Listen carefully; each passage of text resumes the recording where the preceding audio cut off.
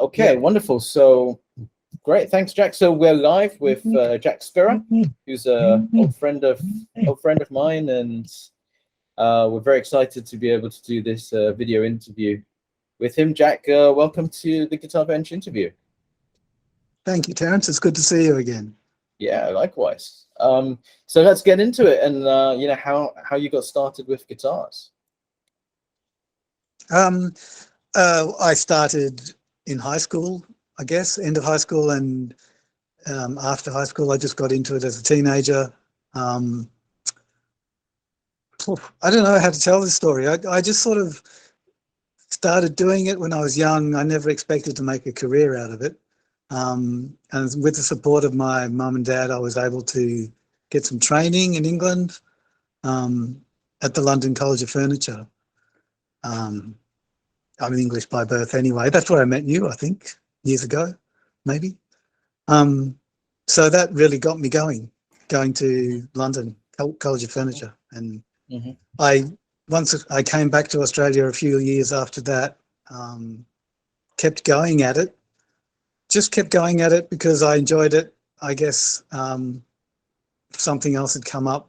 I might have gone in a different direction, but gradually it just took over my life, you know, sort of gradually rather than it being a sudden start. Does that answer the question? Yeah, absolutely. Absolutely. So I guess we're just a little bit pixelated, but I think it's okay. It'll settle down in a little apologies for my internet. It's not that great. Yeah, it's okay. No worries. We'll just wait for a little bit, and it will definitely settle down. Not to worry. So yeah, I guess I remember there was a time when you had quite a lot of guitars in Japan. Yeah, that was more recently. I think sort of, well, recently, you know, in relative terms, I think it was started in about 2011 or 12, maybe. I just had the really good fortune to meet my friend Hiro Sakini, and he was living in Australia and starting up a business exporting to Japan, and liked my stuff. And so he put massive amounts of work in and time into taking my guitars to Japan, and myself. I went over there a few times, and he really sort of set that whole thing up, and he still runs it and still takes guitars from me into Japan. So that's been something really fortunate and really a big adventure for me. It's just been great, you know, meeting all these people and you know, the whole Japanese instrument making kind of scene is a universe in itself, which I've only scratched the surface of, and it's fantastic. Yeah, so just very fortunate. I mean, awesome. Could you share some insights into, you know, the sort of Japanese scene for luthiers? Well, I don't know that I have any sort of really unexpected insights. It's just it's a culture and form of the instrument, you know, which is developed. It's like a school, I guess. It seems to me. It's a slightly different sound, and the sort of aesthetic of it is a bit different. And there's a you know, massive community there. But, you know, it's probably much bigger than my experience. It's, you know, one person can only experience so much. Sorry, I'm beating around the bush a bit, but yeah, it's not the same as the American sort of instrument making sort of community. As far as I can tell, it's its own thing, and certainly not the same as the Australian one. Yeah, and I never experienced that when I came to Singapore or Malaysia. I mean, there were individuals there doing really interesting stuff, but it wasn't the same kind of sort of what can you say, style that sort of had developed in the area. So it was really interesting. And I'm I was just saying, you know, I'm well placed being in Melbourne. It's just not that difficult to get to, or it wasn't before the pandemic, to get to Tokyo. So, you know, it was convenient. Awesome. Yeah, awesome. Oh, yeah, sorry. So we were talking about sort of the culture in Singapore and in Japan. And I mean, Singapore doesn't really have like a youth culture because we don't have enough. Mm. I think we don't have enough instruments and enough builders here, and it's not super conducive anyway, the climate. But Japan's got a lot of builders and a long history as well. And they all, the builders all, I mean, all the ones I know all seem to get together regularly and really, you know, show each other work and discuss things. And so there's a real sort of common, they just have a common experience, it seems, which happens in Australia a bit to a certain extent. But it seems to me that it really happens a lot in Japan. And so there's a lot of crossover between makers who know each other and seem to develop a, you know, like a common style, even though obviously individually they're quite different to each other. Yeah. I get the impression that maybe happens a bit in Thailand as well, although I've never been there and I don't know for sure, but you know, a few people I've met, that seems to be the case. I'm not sure. Awesome. That's great. Yeah, absolutely. And I guess what are you up to? What are you up to now? Building wise. Same old. Yeah. I mean, just now that I'm getting old, I'm less ambitious with trying to, you know, trying new things. Just enjoying the work, just really enjoying doing the work and, you know, interacting with the customers because it's such a lovely job. You know, I'm very lucky and it's not physically hard. So getting old doesn't stop me. So just you know, taking one after the other, never get bored with it. Just really interesting and engaging. So it's odd, you know, a lot of my friends are on their second or third careers. They've been lawyers, they've been gardeners, they've been farmers, they've been, you know, travelers. I don't know.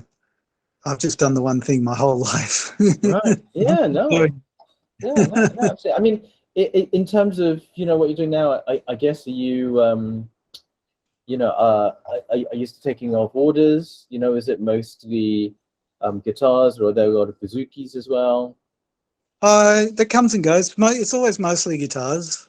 The bouzouki, I'm still working on it. I'm still trying to nail it. And so I'm really interested in building them. And the orders come in sort of, you know, randomly in batches. I'll get an order for 2 or 3 and then nothing several months. So, but mostly it's guitars. It's always guitars going in the background, and occasionally an odd thing which I may decide to do, or I may knock it back if I find, because a lot of times I'll get an order for something really interesting or an inquiry, but it's just something that I know that I don't have the time or the resources to, you know, if it's too complicated and too far away from what I'm doing.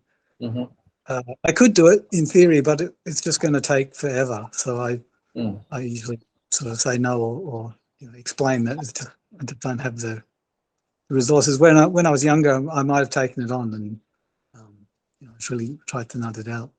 Right. But I've always got a backlog of orders that I can't. You know, it takes on something too complicated.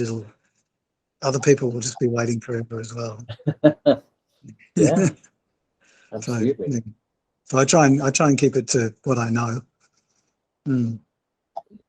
Right. Awesome. Does that answer the question? I totally lost track of what you asked. Yeah. No. Totally. Yeah. Totally. Sorry about that. No worries. Yeah. It's the evening here. Everything's winding down. Oh, okay. Yeah. I'm sorry to hold you back. No, not at all. Sorry to hold you back. Yeah. I guess. At the moment, I mean, you know, are there any particularly sort of popular things that people like to order from you? Smaller body guitars seem popular at the moment. So I've got a few small body designs that I do, my own designs, and you know, the Martin designs and LOO and things like that. Yeah, they seem to be the things people are looking for at the moment.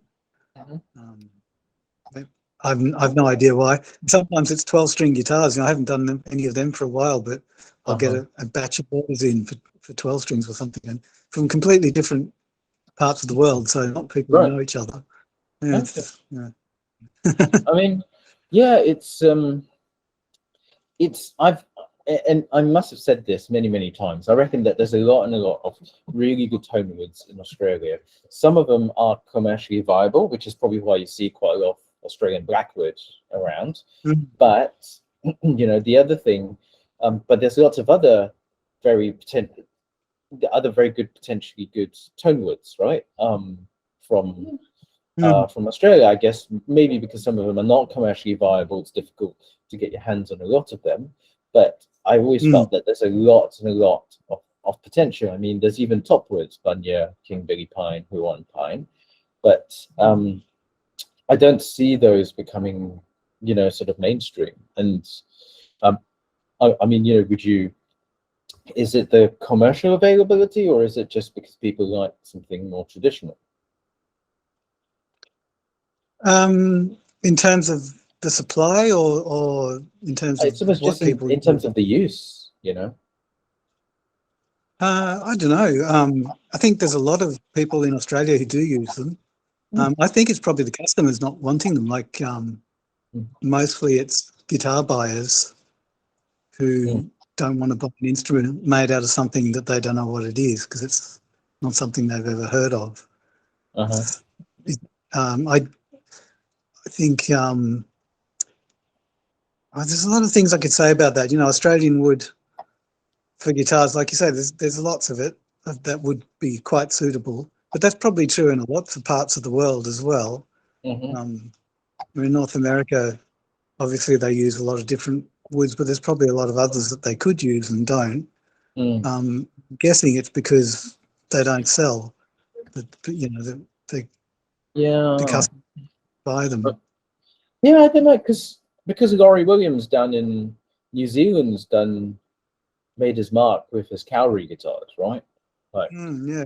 you know, he really pretty much builds pretty much from Cowrie, and so, you know, I think he kind of showed what was possible. And people do buy. I mean, people do order from him. So sure, yeah, maybe I'm wrong about that. It needs good PR, maybe. Yeah, and maybe makers, myself included, are a bit risk averse too, because it's a lot of time and investment in building an instrument. So the risk that someone might not buy it, you know, is substantial. If you play it safe, it's more likely that someone will buy it. So maybe there's that aspect to it. There's other aspects to it as well. Like in Australia, the supply is difficult. The timber industry in Australia is fraught with problems, and there's all kinds of aspects to it. There's never been a great supply of high quality sort of instrument wood being cut here, because it's not what the mills were sort of set up to cut, I think. And most of the instrument grade wood that's been available has come from very small millers, not big commercial operations. And it's probably very hard for them to make a living at it, so they come and go. And also the kind of environmental side has been a disaster in Australia, you know, for the last many decades, and a lot of the wood that would have been available for instrument making has been wasted in clear felling for paper production or clearing for agriculture. And there just isn't that much around anymore, which is tragic. And so the stuff that is there tends to be, you know, it has more of a higher priority to be kept as standing trees rather than cut. Yeah, of course. I mean, that makes a lot of sense, for sure. That's definitely something that is. But that's one aspect to it. There's a lot of other aspects to it. One aspect is it's a bit overwhelming, because there are so many species of trees in Australia that you could try if you wanted to. And first you have to get some. And it's fun. It's enjoyable, sort of meeting someone, finding an interesting bit of wood and bringing it home and trying it out. It's brilliant. But it's difficult to convert that into a sort of a business model where you can get a decent supply and a decent market for this particular sort of wood. So there's that aspect to it as well, I guess. I don't know. It's such a boggling subject. I get bogged down pretty quickly, as you can. Yeah. And I've got lots of bits of wood in my workshop that I could try and make instruments out of, and I will do one day. Another aspect to it, just from my own personal experience, is that I'm starting to enjoy building instruments just from the same materials every time, rather than experimenting with new materials. I'm finding it more interesting trying to get good at, same with designs, just doing a repetitive kind of making the same thing out of the same material and just trying to get good at it and trying to refine it, rather than trying new materials and new designs every time. Right. You know, sort of starting from scratch again in some way. And both have their areas of interest, but I just find myself these days being more interested in sticking to what I do already. So I use a lot of Australian blackwood because I'm interested in trying to find out how well it can work, you know, and just using it again and again and again and trying to see what's possible with it. It's such a variable material in itself anyway, so that's tricky.